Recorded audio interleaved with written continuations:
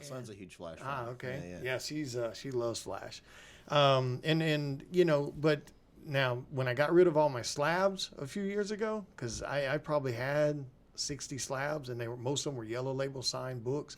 And like I said, ASM 129s, Hulk 181s, ASM 300s, stuff like that.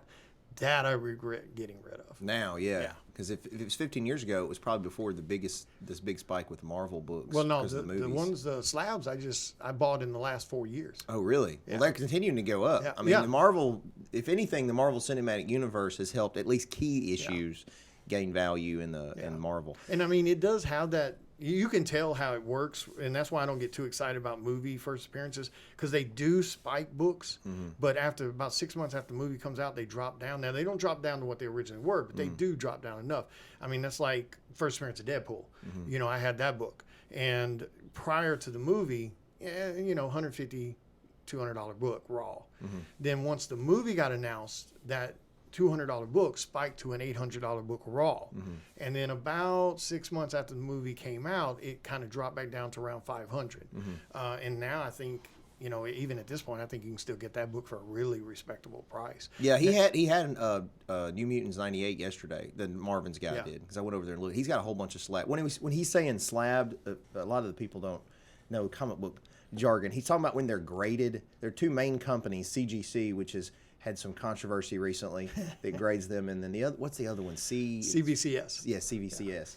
And what you do is you send the comic book off to them, and then these are supposed to be like judges, basically, that go in and grade the comic book based on this 0 to 10 scale. So the higher the grading, the more valuable the comic book is. And so a lot of times when you go to buy a comic book, especially a key issue, collectors look at if it was slabbed, graded, or ungraded, and a graded book is more valuable because it's been reviewed. Yeah, there's no arguing it. There's no opinions, because grading, really and truly grading of a book. So like even with this is what's considered raw, right? So I can sit and look at this book, and I can come up with a grade on it of what I think it should be graded as. You can look at the exact same book, and you're going to come up with a different grade. So when you do, and that's why I was buying slabs instead of raw, because sadly, just like used cars, everyone upsells what they think they have. Yeah. So I was buying raw books, and someone was claiming the quality of them were, 9.0s or 8.5s, and then I would get the book in, and even with my knowledge of what you're looking for on graded books, the books would be like 6.5s. I mean, and that's a huge difference from opinion. Yeah. I'm fine with a half a point off or even a full point off, but once it's like that 3-4 points difference, now you're just straight up lying to me. So that's why I switched and I started buying nothing but graded books, because it takes all of that opinion out of it. CGC and CBCS are the staple of graded books. That's who we trust to do the right thing, give the right grades, not show favoritism to certain retailers. That's a whole different ball game.